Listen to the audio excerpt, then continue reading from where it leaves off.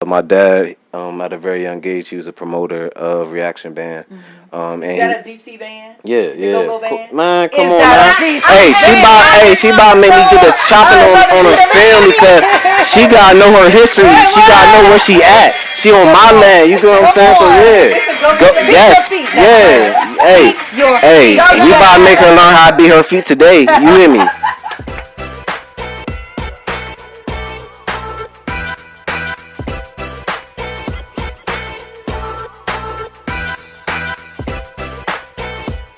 Welcome to another episode of Boots2Heels. I'm your girl, Miss Miko Reed.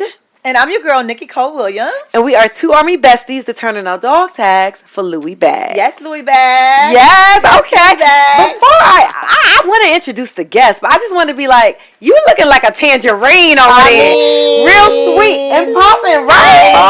I mean, okay. But let me introduce you to our guest, guys. I'm super excited. We have specialist Malik Langley. Yes. Boom, boom, boom, boom, boom. Boom, boom, boom, boom. And we're going to allow him to introduce himself, but I want to tell you one line about him. This brother is a combat engineer, airborne trooper. Yes. Airborne. My airborne man. Listen, what's so funny is I'm like, give me your bio. Let's introduce you. He's like, no, I got this. I'm introducing myself. Hey, straight authentic. Okay, like, I'm coming up the don't do this. I got this. I got it myself. You and me. Yes. But, tell us. Truly, I was born and raised in Clan Merlin. I go by my art name is Malik. And yeah, I did 5 years in the military and combat engineer. And yeah, that's all I really want to keep it at. Okay. Until I tell my story. Okay, tell us really quickly, because I always wonder what the combat engineer does. Exactly. Like, what is the exact work that you did?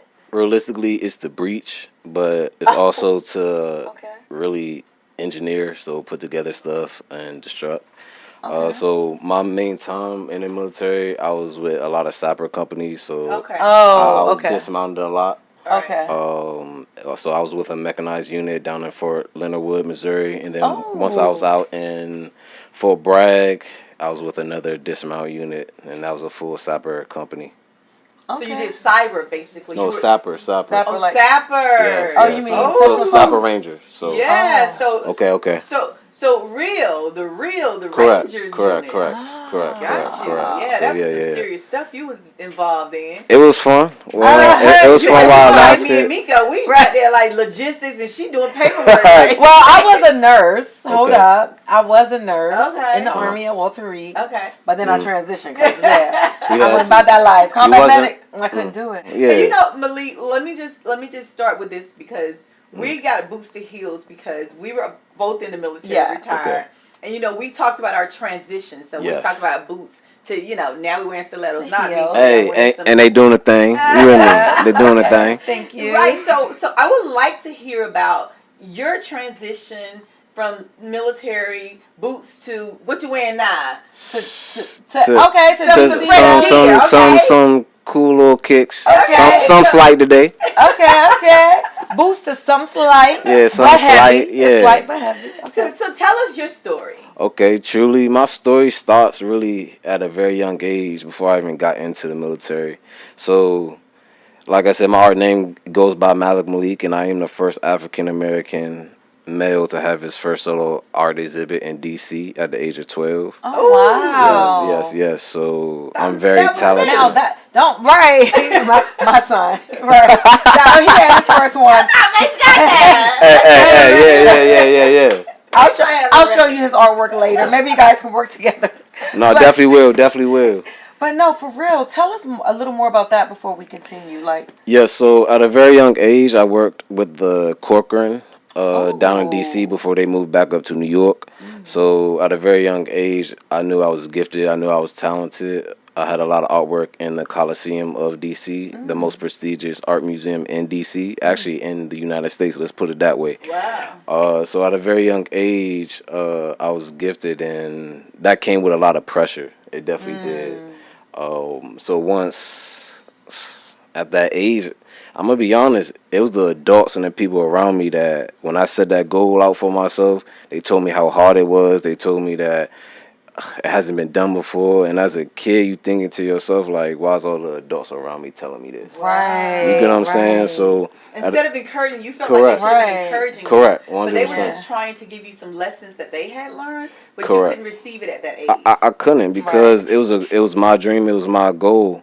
And then once I accomplished it, the first thing that everyone was asking me was how. Right. You know what I'm saying? Right. So at a very young age, I had to really say F everybody and get in my bag and do what I knew that God was telling me to do. So what were you doing? You said artist. Were you painting, or what was the art? I was doing all of it. Because at a very young age, working with the Corcoran, I was in the college. You know, so really? Yes, I was in classrooms at the first age of 9, being in these adult colleges. And wow. So you didn't tell us that you were a genius when we asked you your bio, and that's why you wanted to just come and let us know. Like, of course, I'm sitting next. That's where we sitting next to a prodigy. Okay. Yes. So yes, at a very young age, I was gifted in the visual arts, and every time I was in these adult classes, they was like, "Are you supposed to be here? Right. Like, where your mama at? like, who are you? Like, are you really supposed to be here?" And then once they saw my artwork, they understood exactly why and how. But as a kid, I was just doing something that I love realistically. Right. Like, I didn't care about what classroom. I was just thinking to myself, like, I just want to do something that I love. But as an artist, realistically, I had to be gifted and very rounded with a lot. Visual art, sculpting, painting, etc. And I'm thinking to myself at a very young age, like, why the hell do I gotta do this? Right. And a lot of the adults will say, hey, it might not make sense right now, but keep at it, because that's what's going to make you a great artist someday. So that's really what started. That's how my journey started. And then I became so good at it, you know, because once the headlines came, I was on Fox 5 News. I was in the newspaper. I had artwork on buses and on the metro buses. So at a very young age, so at a very young age, I had eyes on me at all times. How was that pressure for you? But did it feel like pressure? No, it was. It was. It was a kid that loved to do something, and then that pressure got turned into, dang, now it's a job. That's what I was gonna say. But was your parents instrumental in that, and they were helping you to? Absolutely. And I guess in their mind, because I'm thinking about myself with my kid, because I try to push her to do everything when she was young. Right. Do this. We had them in everything. Yeah, be great at everything. That's what we're forcing them to do. Yes. You said one key word, was force. Yeah. That's exactly how I felt as a kid. I was forced to do things that I didn't want to do at that point. So at a young age, I loved art, and then I hated it. Wow. Oh, wow. I really did. It took me 10 years to get over fear of putting a painted canvas again, and I really do mean that. Really? Yeah. So do you have any, and this is going to stay in the vein, but it's a slight pivot, any advice for the audience of parents? Because it's difficult for a parent to not push their child, especially when they see talent.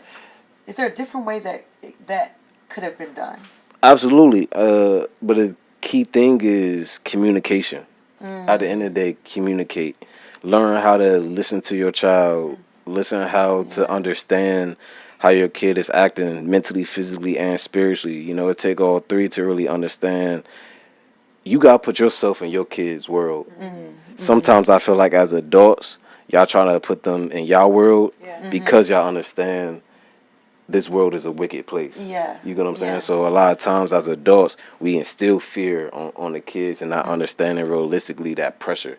Not just in the house, but outside the house. Yeah, and I think also that as adults and as parents, in our mind, we're doing the best for our kid. Absolutely. You know, we're trying to make sure our kid's successful, because that's the American dream, for everybody to be successful, and that's what we're pushing.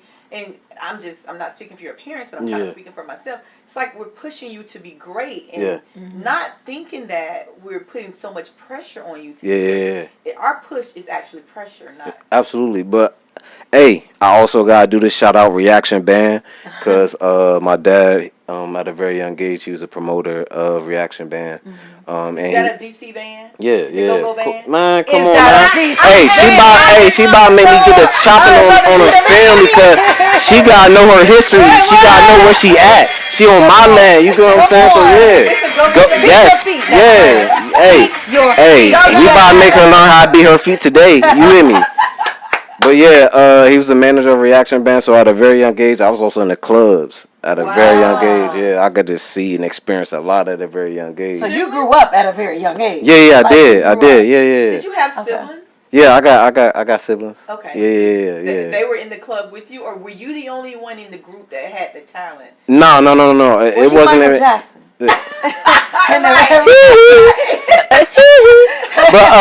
But realistically, I say that experience at a very young age, just being in the go-go clubs and seeing the history of go-go and how it started into where it's at today. Realistically, it was a beautiful thing.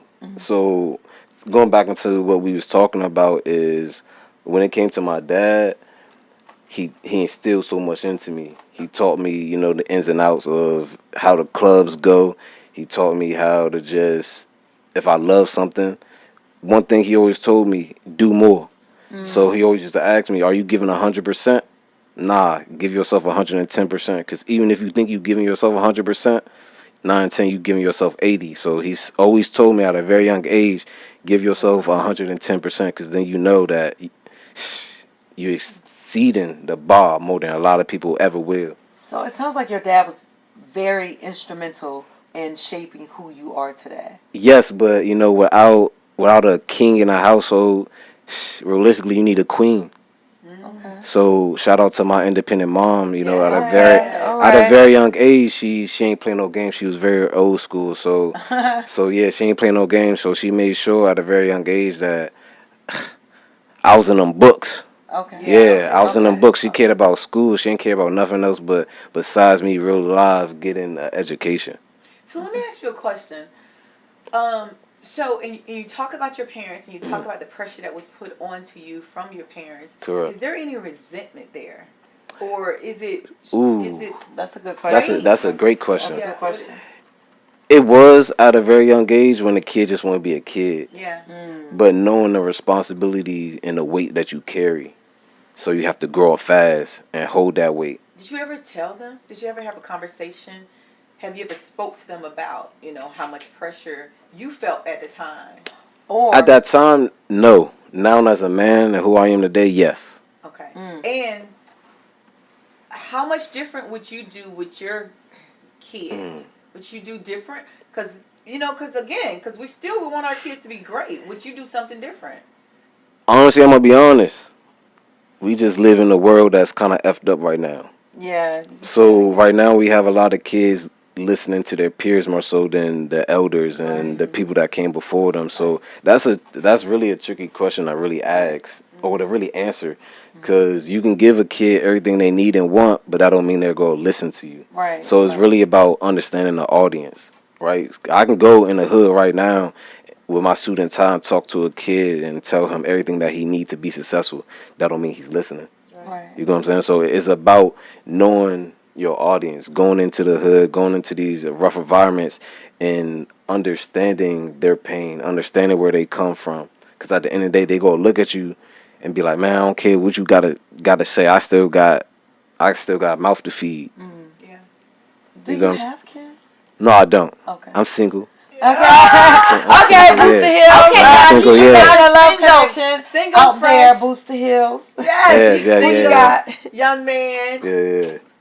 Vet. Yes. Army come on. vet. He got benefits and everything, y'all. So, slide into his DM maybe. We'll put it in the chat. Yeah.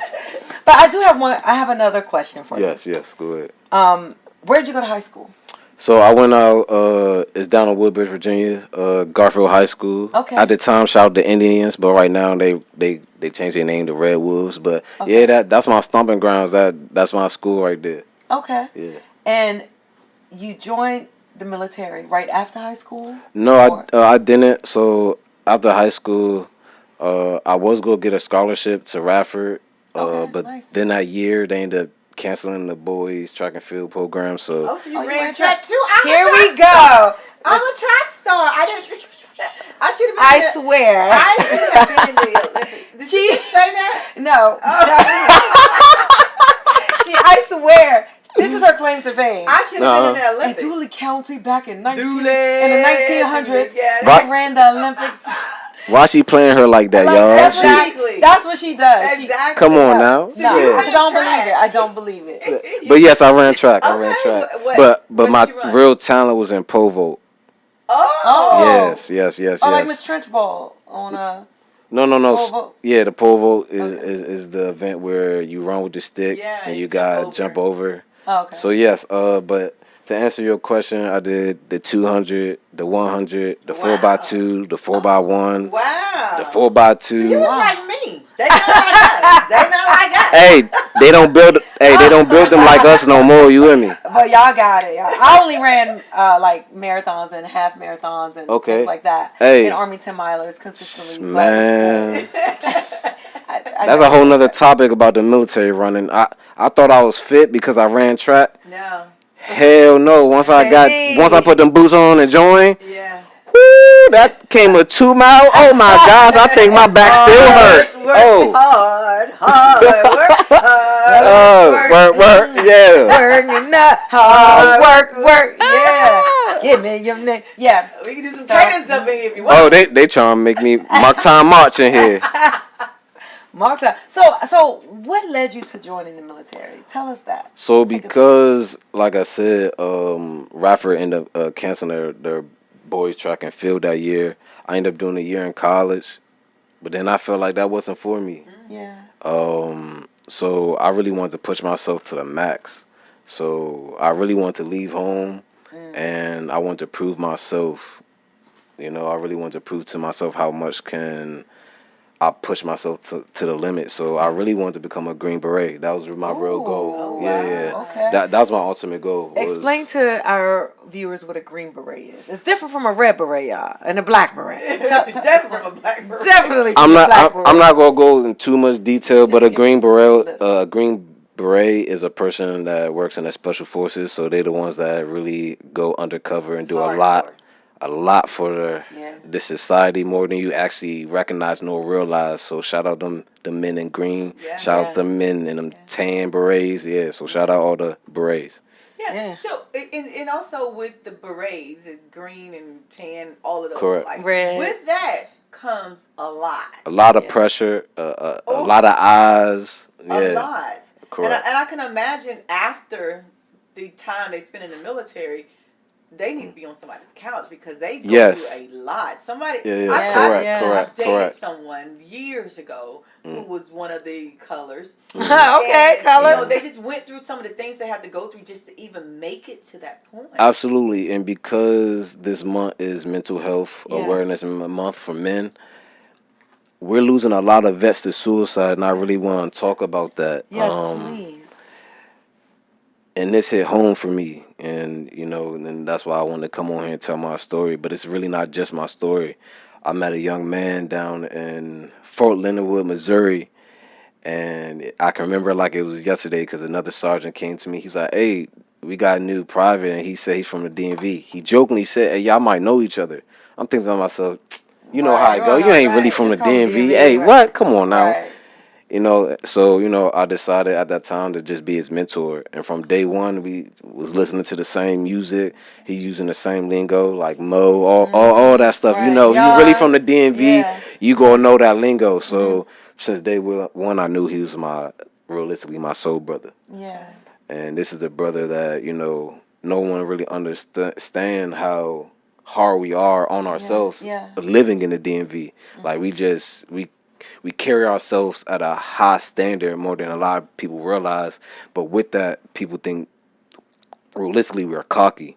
But nah, we're just born we just yeah. different. Y'all gotta help me understand. I'm sorry, we just are. Yeah, He's we telling just his story, different. best friend. It's gonna be hard if you ain't grow up in the DMV. I'm not here, It's so gonna be hard for you to. But I Yeah, can see it because I don't feel see the the same way difference. about of course, where I'm from. So of course, I can feel yeah. that energy from. Of course. Best friend, it's not about you right now. I'm so sorry. Okay, can we turn it back to Malik, please? Hey, it's all I'm good. messing with you. So since day one, this is the type of brother that we used to cry, push each other to the max. We excelled at everything. So for my PT, I used to do over 100 push-ups, 100 sit-ups, run a 2 mile in under 12:30. Wow. Yeah. And I said that's 300. easily over. Wow. Okay. So I had a lot of weight and pressure, especially as black men in the military.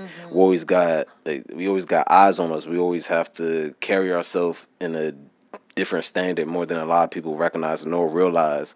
So I saw at that time a very young cat that was very passionate in the things that we both wanted to do. I wanted to be a 20-year. Like I really wanted to do that. Like I said, my goal was really to be a Green Beret. Like that was my ultimate goal that I wanted to do.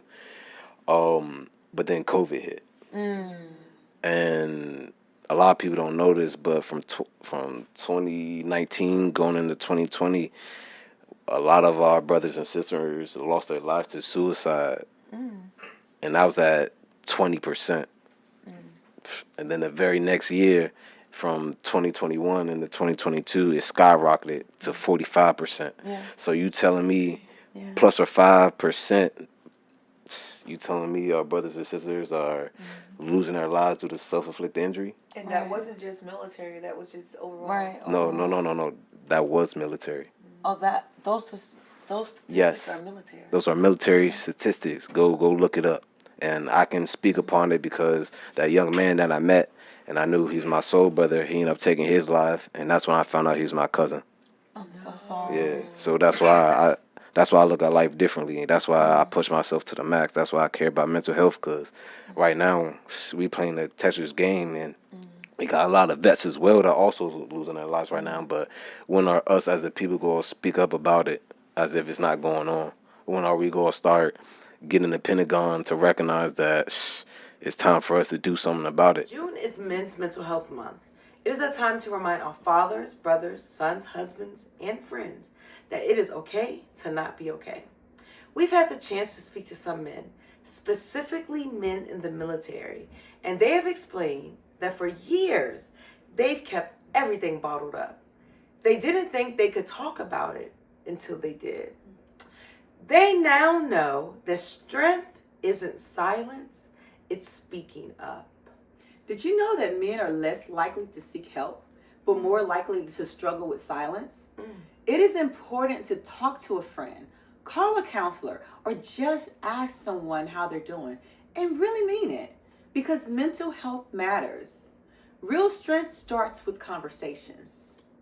This Men's Mental Health Month, break the silence, break the stigma, start the conversation.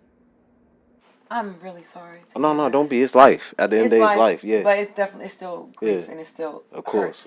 I'm gonna ask you a different question. Yeah, go ahead. About your soul brother. Yes. And this for me is for the forecast of our future generation. Yes, correct. Our young black men. Were there any signs that you, and I know that's a hard. No, that's not too hard. No, like I said. I wonder, because it's kind of like when you're looking at things from a physical standpoint, like, are there any signs of cancer? Well, because it doesn't just happen. Maybe you're fatigued, maybe you're this, and you just dismiss it. So it's kind of like, are there pressure points that we can kind of jump in as a society, as a absolutely, absolutely. If y'all look at any suicide reports, 100%. 100% of them all say that there were signs and symptoms before it. So that takes us as the people to recognize it. And I guarantee y'all probably went through a lot of things within the military, from training, from sexual assault, etc. And it's us the military loves to hide it. Mm-hmm. And I'm going to say that we love to hide it. You know what I'm saying? So even myself, when I was going through my battles of mental health, because before I lost my cousin, I ended up losing my dad, right? And I thought I healed through that. Realistically, I thought I healed through that. So I lost my dad in 2020, and it felt like half of me was empty. Yeah. And we all know that feeling. Yeah. Not to cut you off, but we also lost our dad in 2020. Okay. Mine, COVID. Well, I lost mine in 2021. Oh, was it so. 2021? Okay. Yeah, colon cancer. Okay. So, but yeah. Yeah. So we can relate that Correct. to that feeling of emptiness where Correct. you feel like you lost a part of yourself. Correct. Yeah, we can relate to that. Yeah. But my question was, and I understand that. Yes, signs. absolutely. Yes. Always give you those subtle signs that you don't really look for. You're not expecting, especially when there is no, they're not upfront and say, correct. I'm struggling. How do you, when you live in a society that reminds you that sometimes if I do speak out, I'm a burden. Right. If I do speak out, can that person truly give me the help that I need? Because these are people that truly they love the people they're around, but how do you get them to be authentic enough, to be vulnerable enough to want to reach out when we are their support? You know what I'm saying? So it takes us, the people, and it's not even just people within the military, but outside the military, to be able to recognize if a friend that you know that you grew up with and they're bubbly and they're happy, and then all of a sudden they start distancing themselves, they start going quiet. Sometimes just ask them questions. Or what I have noticed is a lot of times when a person is trying to talk, we don't listen. Instead, we perceive it from what we went through instead of asking that person truly how do they feel when they went through what they went through. And that's the hardest part about, trying to get a person to recognize and realize of trying to get them the best help that they need. Because I myself, even when I went through it, I didn't even know how I could help myself. So a lot of people, when they're going through mental health, they truly don't know the help that they need. So before we move forward, because we're going to go back to you said when you went through, we're going to go Correct. back Correct. to that. Correct. But let's just right now, real quick, let's just talk about there is so many resources out there for help, support, 1-800 numbers. We got to put that in the chat. We'll put those in the chat. Yes. Please do. Yeah, because somebody could clearly be listening to this right now and they're going through that and they need somebody to reach out to. There is so many resources that you're not going through this alone, and you will be so surprised of how people really do care. When they seem like you're having a conversation, they're dismissive, but people do care. And let me put it like this: it's okay to get help. I'm gonna say that again. It's okay to get help. Talking to a lot of older vets, they was telling me a lot of times, like, I know I needed the help, but I was afraid to get the help because I needed a job, etc. So because of that, a lot of times people feel the need that they don't need to get the help. And I say, nah, get the help. If you know you need the help, it's okay to get the help. We gotta, as a society, we gotta break that. We gotta break that as a society. That stigma, we have to break that. So let me ask you a question. Because we're taking it back to when you were you suicidal? Oh, absolutely. I'm not gonna get too gruesome, but I did try to take my own life. Okay. And I'm a tell just like this. It wasn't even so much the things that I was doing within the military that let me rephrase that. It wasn't a situation realistically of what I was experiencing of losing my father and then losing my cousin. Because that same week when I lost my cousin, another close battle of mine found out he had leukemia.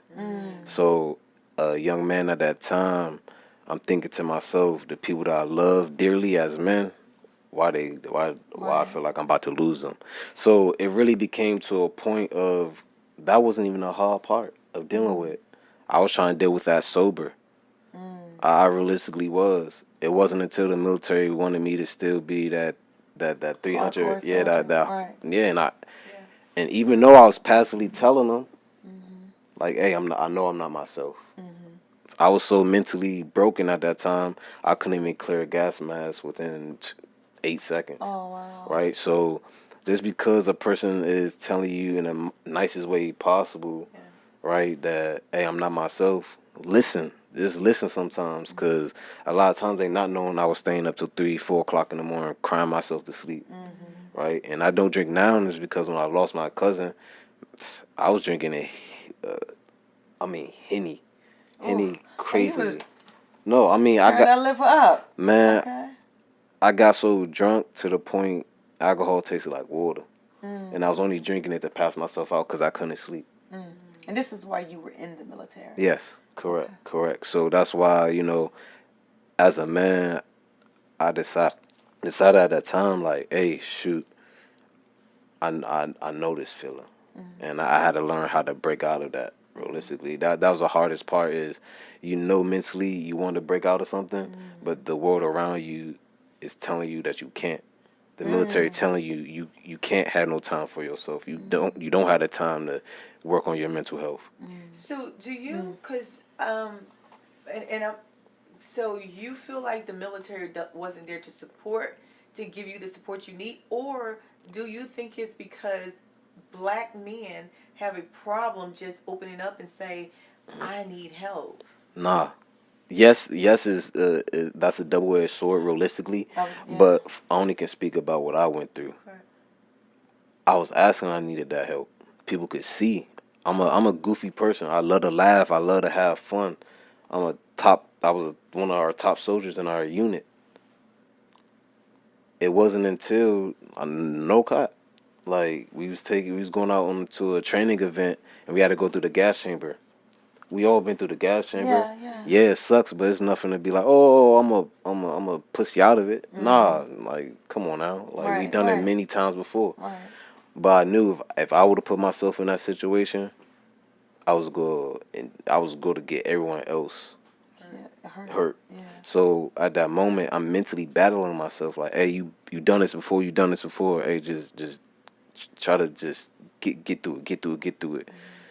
They did not care. As a man, and I can say this, as a man, I mentally broke down. I was gasping for air. I couldn't breathe. I was having a mental breakdown. They still looked at me like I don't care. Do you think it was the particular people that were your leadership at the time? And have you ever been in other units where you seen that there are people that care? Absolutely. Absolutely. I would not like. I would hope. Yes. I see exactly where you're going with. Yeah. No, when I first got out of the basic, I had a wonderful first sergeant. I had a wonderful platoon sergeant. Honestly, that's what made me the soldier I was, realistically. I can never forget him, First Sergeant Trotter at the time. This is a man that he cared about his soldiers. Yeah. And I really mean that. Like, he went to bat for his soldiers. He made sure that we knew, as a private, he made sure that you knew your 20 level task. Yeah. He wanted us to reach the highest level possible. So having a leadership like that really cared about you, it showed me a difference. Right, and that's the beauty of being able to juxtapose a good leader, or a good leadership team versus a bad leadership team. Correct. So you do know that there are people out there. So I get what best friend is saying. Like, that's your name now, best friend. I'm sorry. That's yes, best friend. Yes. Yes, I get it. You already caught on. Yeah, I get what she's saying because it sucks because we do love the military, but everything in it wasn't roses. You know what I mean? Correct. There were some dark moments, there were some dark moments in the military. We had a show that we shared that we were both sexually assaulted. So there are some people in the military that are just horrible human beings. Correct. And unfortunately, you had a leadership that was. Yeah. And I don't want to bring it to race, but were they black? Right, we want to know, but y'all know it. I know it. Right. We all know it. Right. So when I joined, I did join at the time where Trump was in office. Oh. So during that time, it gave them that power. I was called a boy. You know what I'm saying? Like, you know what I'm saying? So that's the type of energy, That's pissing me off. Right. Don't be pissed, though. Don't be pissed. I mean, it is what it is. You know what I'm saying? Because I was that type of person. I ain't gonna lie. you wasn't gonna break me. Like I said, I grew up in the DMV. I'm not gonna let you make me sweat. Yeah. You know what I'm saying? If you tell me get the F down, guess what? I'm gonna get down and I'm gonna smile in your face. Yeah. Then you're gonna get up and eat some Momo sauce. Right. Absolutely, absolutely. Yes. So because of that, you know, my favorite thing was you can't break me. Yeah. And even if I was broken inside, I wasn't gonna show it. You ain't gonna know it. Nah. So yeah. So I did have great leadership, and then I just did have a leadership. Like I remember, and this almost broke me. Right. Like I said, I wanted to go to Ranger School, cyber school. I actually did go to cyber school, but I was about to go to Ranger School, and our new platoon sergeant, he gets in and he sees me reading it. First thing he said is, "Oh, I'm gonna make sure I do everything in my power to make sure you can't go." And why? Cause you know how to read. Nah, it's because I was black, and he was double tagged. What year was this? That was in 2019, going to 2020. The crazy. It's more whites that's Rangers than blacks, right? Absolutely. Yeah. Well. Absolutely. Yeah. We know. Absolutely. Why. But you know, he knew I had that ability within me. Yeah. Now he used to haze me. I mean, he used to haze me like really, really bad. Yeah. In 2019. Yeah, it got to a point where my own team leader and my platoon sergeant, no, not my platoon sergeant, but my staff sergeant, they was getting mad. They're like, "You're just singling him out. Like realistically, you just singling him out." And it got so bad to the point where because he was upper platoon sergeant, he used to smoke my sergeants. Wow. What? Because they spoke out about it. Like that's how you gotta remember. Like they failed you. It is what it is. Exactly. It is what it is, though. Exactly. You know, I can't say it made me a stronger man. It really did. Yeah. Like I'm unbreakable. Like even though I have these smiles and I can laugh. Yeah. I'm also that same person that everything else is second nature to me. Yeah. So how are you now with your mental? Oh, my mental health now is good. Like hey, I can really say it. And as a man, I really want to talk about this. For where I'm sitting at today, it took a lot of me being open and honest with myself so I could be the most vulnerable person to myself, for myself, so I could get the best help possible for myself. So, to answer your question, I ended up doing therapy for 4 years straight. Okay. Yeah. 4 years. 4 years straight. Amazing. Yeah, absolutely. Because at first I was closed off. Yeah. I really was. Shout out another... Major Bailey right now, you know, she's in the behavioral health side of things, and at that time, you know, love her to death. I'm actually still here today because of her, right? And she made it hard for me, right? In the most wholesome way ever, right? She knew, you know, that I was a kid that had so much self-love within myself, but when she met me, she said, "Nah, that's not enough." And I'm like, "What you mean that's not enough?" She's like, "You almost there, but nah, you got some more self-love to give yourself." And I did not know how that looked. Right. I really didn't. Because what does that look like? And when you saw her, what was the point that you went to her office? Like, was it someone directed you to go, or you honestly said I needed to go? Yeah, and like I said, I didn't get the help that I needed. So I almost took my own life, and right then and there, I wanted to get the help. You can't scale to that. Yeah. What you mean? You almost took your own Yeah. life? Yeah. Right. Let's roll that back. Yeah. Let's talk about it. Like I'm an open books, but yeah. Like I said, it was not the fact that I lost my cousin. It wasn't the fact that I lost my brother. It was that peer pressure of still that the Army put. I still need you to do this. I still need you to do X, Y, and Z. Be all you can be. Be all that you can be. Right? What they call it, right? Absolutely, but it wasn't even that. It was more so that I had toxic leadership that just really wanted to make my life a living hell. And I can truly say that, you know? Yeah. And I kept telling them, like, just because I'm saying it in a nice manner, I know what beast I hold inside. I shouldn't have to scream and yell and get in your ass to tell you as a man that I'm fucked up. Right. You know what I'm saying? I shouldn't have to show my ass. Right. Just because I'm telling you, like, hey, I really need help. You should listen to that. Right. Because like I said, at the time I lost my cousin to suicide. You know what I'm saying? Right. So why would I cause a scene to myself? Right. Right. So I really do mean, like, I felt as if I was in a room full of people and I was alone. That's the emptiest feeling ever. Emptiest. So because of that, it's like, dang, it went from I made sure everyone around me was happy, but when I needed them, no one knew or wanted even to be around me because they didn't know how to approach me. Not because I did anything wrong, you know what I'm saying? But how do you go to a kid and be like, dang, I understand what you're going through. Right. So a lot of people are only going to talk about that, but most time people just want to be felt, heard, listened to. That's it.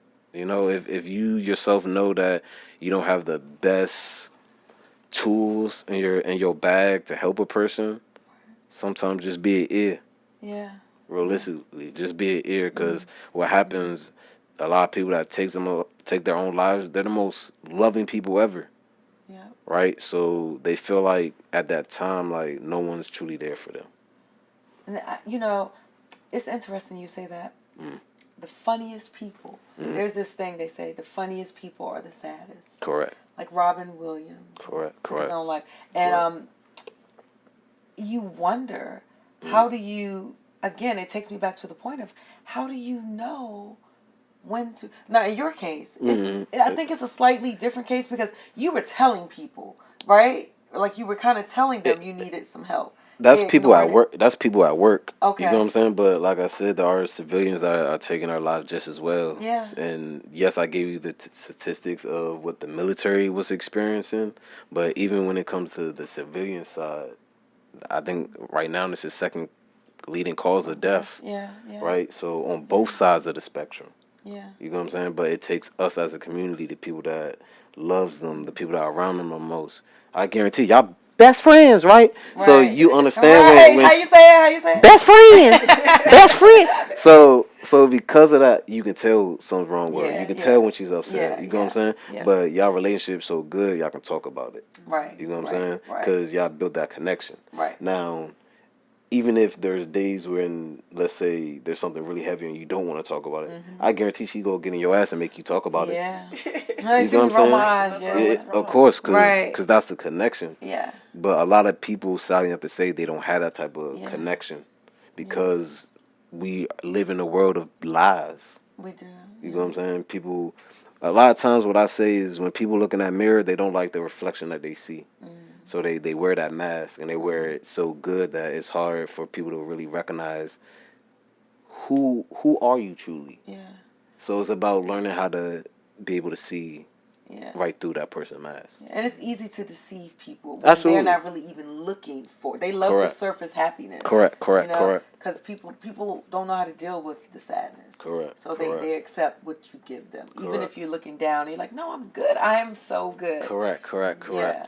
But I can say I'm a big spiritual person. I do believe in God, and what made me a true believer is, when I was at cyber school, at the time I was an E4. I was the youngest in the class to be there, and my core temperature dropped down to 85 degrees. Oh my God. Yeah, and yeah. What? Yes. I was. It was a training event, of course, but we was in cold, freezing water. I was like, did you have hypothermia? That's the training they do, girls. I'm trying. Yeah. So that's the type of training. Yeah. So that's the training that I was enduring at the time, and I was in the water for over 23 minutes. Oh my goodness. And I only remember that because I seen the clock, so I was like, "Ooh, I passed." But I just remember, and I'm saying this, so we can all hop back and forth within the story itself, because I like to talk in past, present, and future in my stories. Okay. So I just remember at that time, I knew I passed, and I was happy, and it was so cold that day, it felt like gravity got turned on. What do you mean you passed? I passed, so you have to qualify at a certain time. Qualified. I know I qualified. I wasn't supposed to know that I qualified, but I ended up seeing the clock. I saw the clock, so I'm like, in my head, I'm like, damn, I passed, like, good. But right you then just and said there, a bar. I feel like gravity got turned over. Like it did. Yeah. I'm going back into that. Gravity really did feel like it got cranked on me by like 10,000. Wow. So what I mean by that is I had me and my partner, and the water was at about, I'll say about knee high, and at the time we had to swim with damn near 100 pounds realistically. I would have died. And you look like you about 100 pounds. I would have died. Probably like 115. Hey, it's great training though. It really is. It's some great training. Hey, but at that time I remember the instructors. They was like, "Good shit. Now pick your ruck up, put it above your head, and keep it moving." And I'm thinking to myself, I'm like, bet. So I go take a knee to lift this up, and I felt like I was paralyzed. Oh. That was the most heartbreaking thing I ever felt in life. The reason why I say that is because mentally I knew I was strong. Mentally I knew I could keep going. But my body was like, hell no, fuck no. Right. You ain't moving. Right. Boy, you ain't moving. Boy, you is stuck. You stuck right here in present time. And I'm like, nah, like, come on, like what's going on? Like, dang, I can't move. Like, what's going on? Like, I really could not move. I don't care how hard mentally I tried. I could not move. And if it wasn't for my battle, I probably would have died that day, realistically. Yeah. Because he was the one who called it. He was like, hey, do you need help? I'm like, hey, just give me a second. So I really just kept going. Trying, right. Yeah. But you couldn't move. Yeah, and then that's when the instructor was like, hey, what the hell I say? Like, let's keep going. Oh. And I'm like, I'm trying. And then that's when my partner called it. He was like, no, I think he need help. As soon as he did that, that's when they grabbed me. My legs was like noodles. And, yeah, the worst feeling ever. And I really do mean, like, it's really mind over matter. Because at that time, they only wrapped me up in an aluminum blanket. Yeah. And from every cell, from head to toe, felt like I was burning. And I think that's the only reason why I'm truly here today. Because, they rushed me into the emergency room. And this is the funniest shit ever. I really do mean this. I had the head doctor check the thermometer, the thermometer, and he looked at it like it was broke. Right. Because you should not be 80. Correct. He looking at it, and he's just staring me in my soul. And I'm like, is this motherfucker? What you see? Are you going to say something? Am I dead or alive, nigga? What did you say? I looked at the clock. I'm like, dang, he allowed 8 to 10 seconds to go by, and he still ain't saying nothing. So I had a break. I'm like, hey, yo, can you explain to me what's going on? He looked at it again. He looked at me. He said, I don't know how, but your core temperature is at 85 degrees. How you up? How you alive? Right. I promise you, this shit made me laugh because I'm thinking to myself, this is exactly what I said. I don't give a fuck. Warm me up so I can go back out there. Warm me up. Warm me up. Trying to go back to training. This. Yes, 100%. Yeah, because I had a goal. You know what I'm saying? So after that, they just had to do what they need to do to warm me up, and the rest is history. But I say all this to say is sometimes you might be mentally strong up there, and sometimes your body, you gotta listen to your body. Your body's gonna tell you, hey, I just need rest. Yeah. I need you to just listen to me. I need you to just hear me out, right? So a lot of times listen to your body because your body is the temple. All the time. And core temperature is really 98.6. So the fact that his was 85. Right. Like, oh yeah, the doctor. That's crazy. Yeah, the doctor explained it to me. He said your brain's supposed to die and cuts off at 92 degrees. Yeah. He said you're beyond that. Yeah. Wow. You're beyond that. So, and I'm a firm believer that when it's time for you to go, it's time for you to go. God had a plan for you. Correct. It wasn't my time. Yeah, not at all. Right. You had not at all. Heels and tell this story. Correct. Yes. I definitely wanted to. So damn, Malik, you got a story, man. Of course, absolutely. And that's why I wanted to come on here and tell my story, because, I know there's a lot of people right now that are going through it. I mean, going through it mentally. Don't stop that fight. Hear me out. Please don't stop that fight. Like, if you know that you're in a mental funk and your head is cloudy, tell somebody. Get the help that you need, because like we all said, everyone has a story to tell. Yeah. I was just talking to another vet, and he broke down crying to me because he was like, man, you got a beautiful story, and I need the help. You know what I'm saying? Yeah. So get the help. You know, just please get the help. That's one thing I wanted to get on here and say. If you need the help, go get it. Yeah. There's nothing wrong with it. Absolutely. Like, honestly, being a vet, there's so many resources, you know? But we want to know, and I feel like I'm monopolizing this one. We want to know, art is a form of therapy. Yes, it is. I'm glad you brought that up. Yeah. Take us there. So like I said, realistically, it took me 10 years to get over fear. And I truly do mean fear of putting paint to canvas again. Okay. The reason why I say that at a very young age, having that much success. Yeah. It's like, where do you go from there? Where do you go from there? Yeah. I kind of set that bar for myself. I reached it and blew it through the waters. Yeah. And then something I really did love, I hate it. And I don't like that word hate, Yeah. but I truly can say I hated art. Like, I really did hate it. I stayed away from it for 10 years. So because of that, I had to find a way to get back to it. But shout out to, another spiritualist. And I say this to any and everybody. Sometimes it's just a couple words. And that's what healed me. And the words was, hey, do you want to paint? Wow. And at that moment, I'm like, nah, I shouldn't even do it. Right. She don't even know, like, my talent. Right. Yeah, I'm a pimp. Like, you know what I'm saying? Like, she didn't even know. She was just extending a kind gesture at the moment. And then I was like, you know what? Yeah. So with that being said, like, if you know somebody loves something and you can see that, sometimes it just takes a hello. How you doing? What you doing today? How you feel today? Right? Yeah. So what it did for me was, I was like, yeah. Then from there, I challenged myself because I already knew the talent that I had. Yeah. But this time I wanted to paint my feelings, my thoughts, and my emotions. Okay. I wanted the paint to tell the story to me instead of me recreating a beautiful image. Wow. Okay. Right? So that's powerful. Correct. So because of that, I ended up basically learning how to allow the paint and the brush to do the work. Okay. And then that's poetic. Yes, correct. And then me sitting back as an artist, studying it and seeing the beautiful message that's being portrayed right in front of me.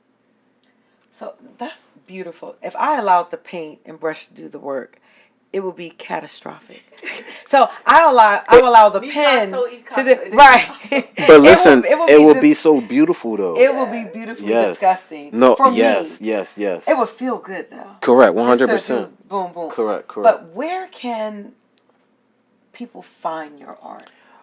So right now I'm slowly but surely tapping back into the art world of things. But you can reach me. You actually can DM me on Leaky Leak.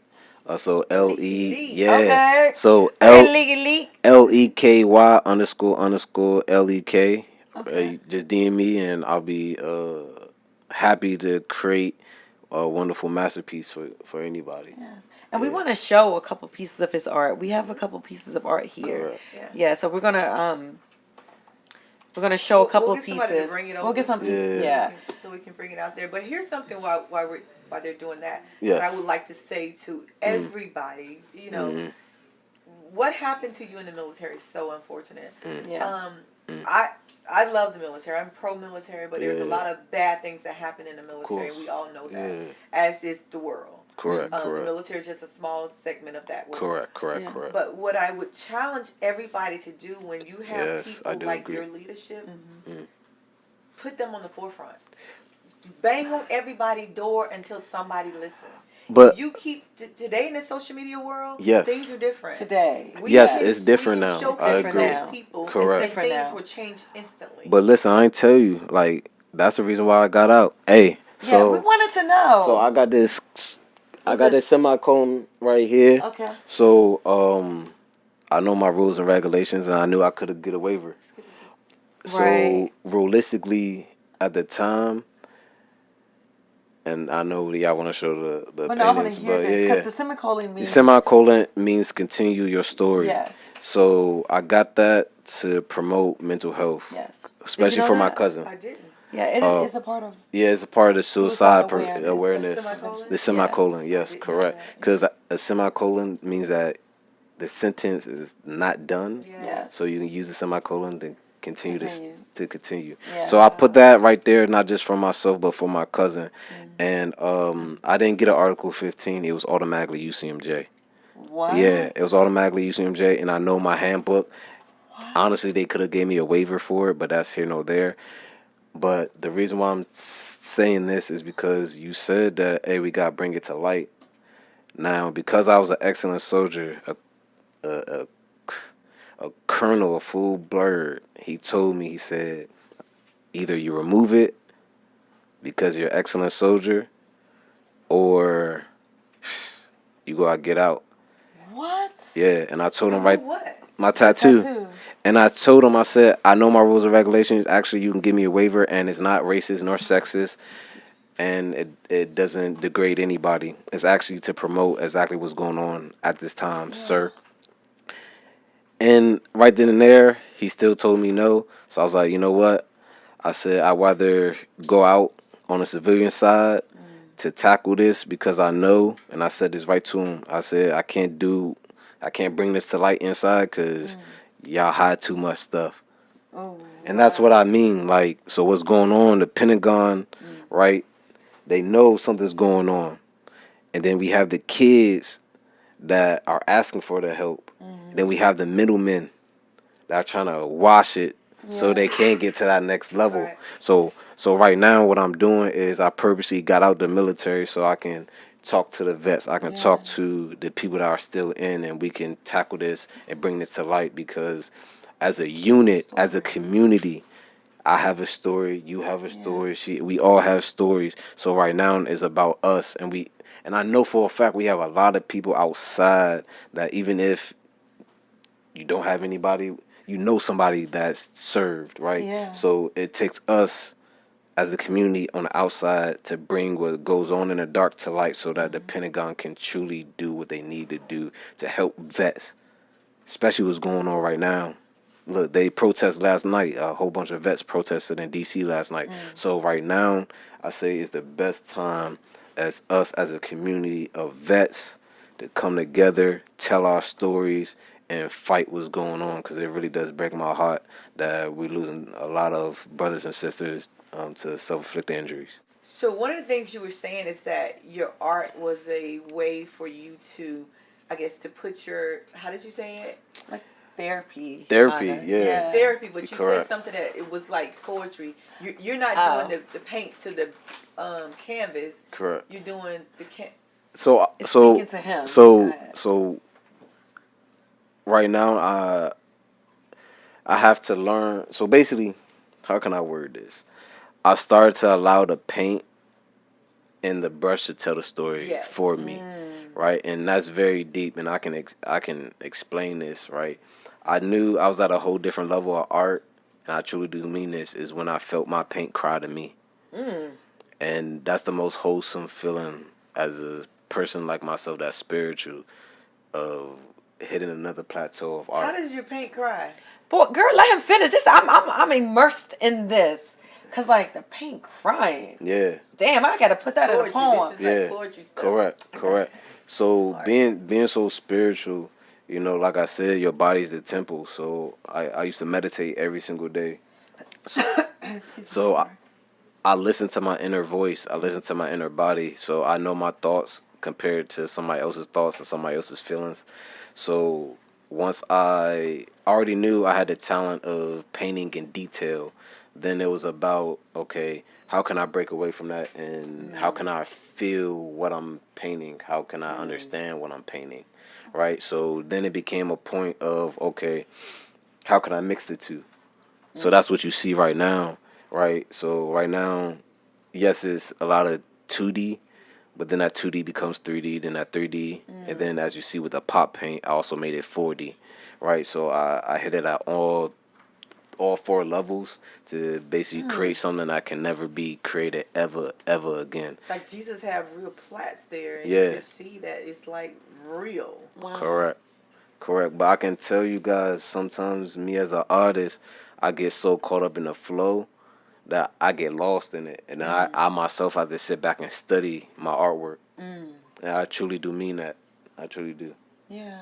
Yeah. So tell us about this piece. Yeah. So these two, they're actually meant to go side by side together, and the reason why I say that is because as a king and a queen, you gotta be balanced in both of your duality. You can't have one without the other. I'm gonna say it again. You cannot have one without the other, and that's why. As you Men, listen. It's Men's Mental Health Month, so we're going easy. Go ahead. Correct. But I mean, realistically, the difference between that one is on the female side. A lot of women go with the flow of the moon. So on that side, I made sure that her hair was more like the moon, the stars, and at the bottom you have the clashing of the water, because even the moon is a slave to the sea, right? And vice versa. So because of that, I wanted to showcase how even the moon is so beautiful, but it's also a slave to something. Wow. But how I didn't even You notice sure you're that not a poet? He be doing I some know real you're a poet, stuff. Malik. Yeah, come on. Yeah, now. I you know, be doing some. You can't be a stuff. genius at the Corcoran Look. at 9 and Hey, not a poet. hey, I'm a jack of all trades, and I keep a lot of secrets because Okay. I know how authentic I am, and because I'm also spiritual, I know there's a lot of people that be out here trying to copy and steal my energy. So that's a whole different ball game. But you got to keep tabs on your intellectual property. Correct. Okay, but I never noticed the moon, which is so unique. I really love that because I just seen it as her hair. It is. Yeah, you didn't. I noticed it right before we started. Her hair is the moon, because that's who that's who she is. In the sun. Yeah. But and he's the sun. Correct. Also the sun. But for the females, you can't really see it, but in the middle of her heart, I have that as an open heart, because as women, right, you gotta learn how to free your inner child. We all have to learn how to free our inner child.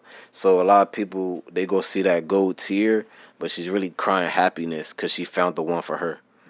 This is so goddamn beautiful. And that's why it says, God, I am free. Right? So, but to really free yourself and free your mind as a woman, you got to allow yourself to go back into your roots and reparent that inner child. Yeah. Right? But sometimes it takes a man that has a closed heart to be able to open up your heart to allow your inner child to be free, right? So that's why it's very deep. And like I said, with this being Jesus, it's the sun. But even behind the sun, he has his 3 little stars.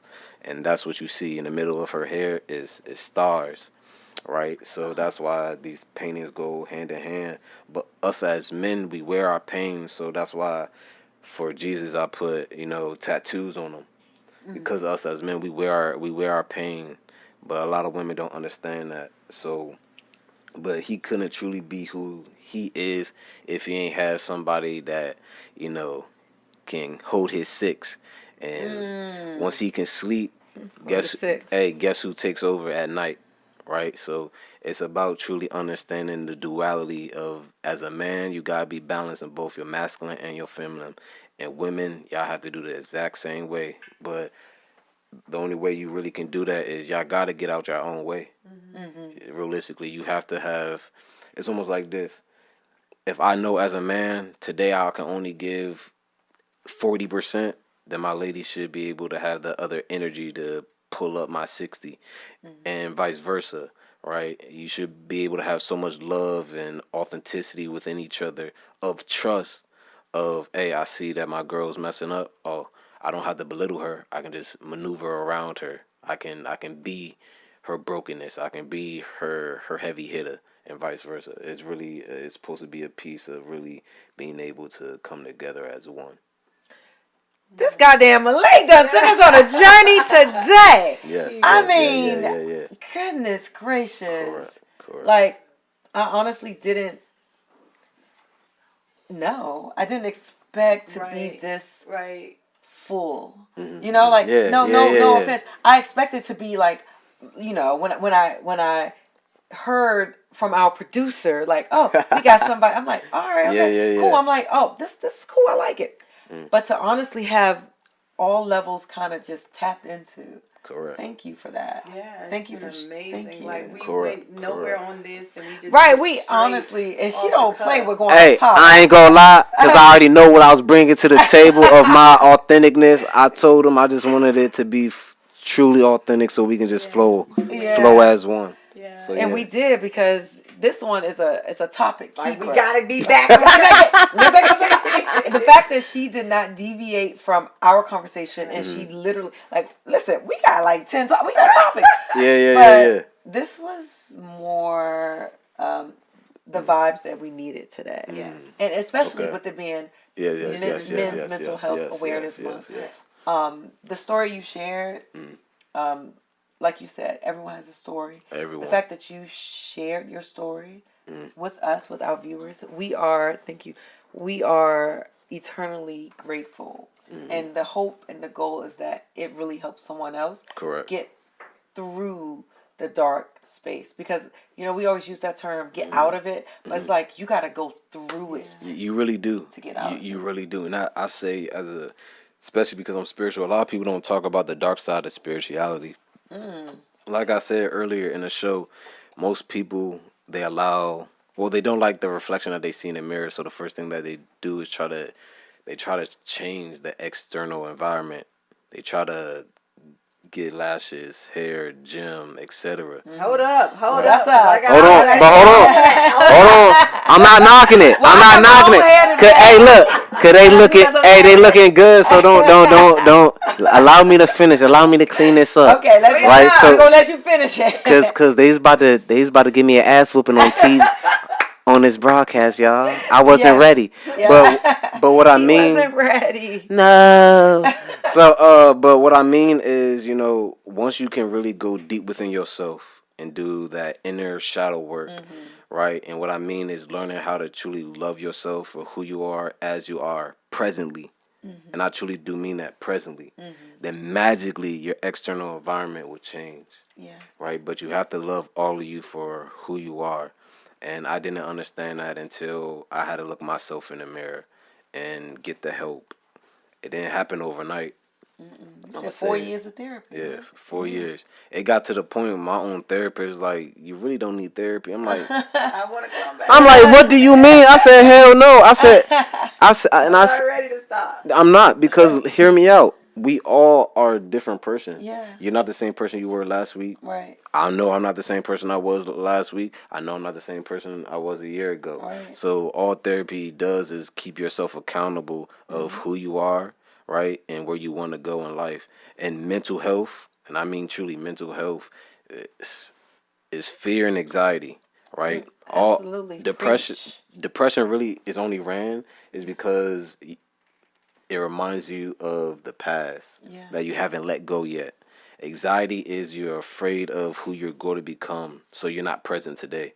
So you have to allow yourself to appreciate who you were yesterday, right? Be enthusiastic for who you will be tomorrow, but you got to be present today, because today is the only day that really matters, right? And then once you can overcome that in so many different ways, just get out your own way, and I really do mean that, and allow a higher source, God, I don't care who you believe in, just believe in something.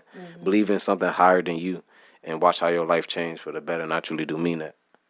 Wow, amazing. That was we have to wrap it up. We of course. hate to wrap it up. Right, clearly we hate to, because I have another question. I'm like, so tell me, but we have to wrap it up, and I would like to do something different, best friend. Usually we do Bougie on the Budget, but let's let him do his salute first, and then we come back to Bougie on the Budget, so we can leave it a little fun and so we offer a salute. You know, we usually salute a person that has whoever you like to. We offer it to you if you want to. If not, best friend, gotta salute somebody. Okay. No, I really want Malik to salute someone. Honestly, I'm gonna do it I'm gonna do 2 salutes, Okay, and I know that's kind of not fair. No, but that's fair. We actually salute them, so we'll let you finish both, and then we'll salute both together if that's okay. So what I mean by 2, okay, right? First of all, I want to salute, my cousin Anthony Lanier, my cousin who ended up taking his life. So salute him, and then realistically salute all the great, and I do truly mean the great NCOs, the great people that truly poured into me as a man, as a woman, that told me that, hey, you gotta learn how to play the game, and one day you go be an excellent person. And because of those people, I'm still here today to tell my story. So shout out to them. Love it. So we salute you. We salute you. Yes, 100%. Yeah. Great. That was so Dang. good. That was so good. Yeah. And I like that you go back, after all the things you've said, to salute all the NCOs that really helped build you who you are today. Yeah. That's amazing. I wouldn't be who I am if it wasn't for the people that really poured into me. Yeah. And I mean that. That's good. Yeah. So our next thing that we do is we talk about bougie on a budget. Okay, yeah. Let's get a little bougie. Yeah. Let's get that. Yeah. Okay. We call ourselves bougie. Shit, I'm bougie too. Shit. I'm not really even bougie, to be honest. Hello. Shit. You go best friend. What is your bougie? Oh my God. She had to take a sip. Hey, she bougie. She had to take that sip. I will tell you my bougie on a budget.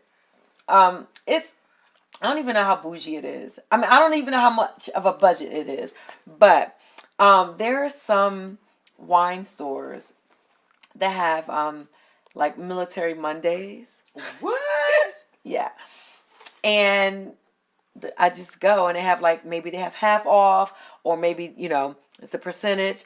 Or maybe they have the wine tasting before, if they don't offer the half off. That's my bougie on a budget, baby. Okay. I will go to the wine store and then I'll get the tasting and see which one I want to buy, and then I'll buy my discount. And they probably do military discounts, right? Yeah. Do. Some of them do, but yeah, I take advantage of that. I love that. That's my lushy bougie on a budget. Yeah. Okay.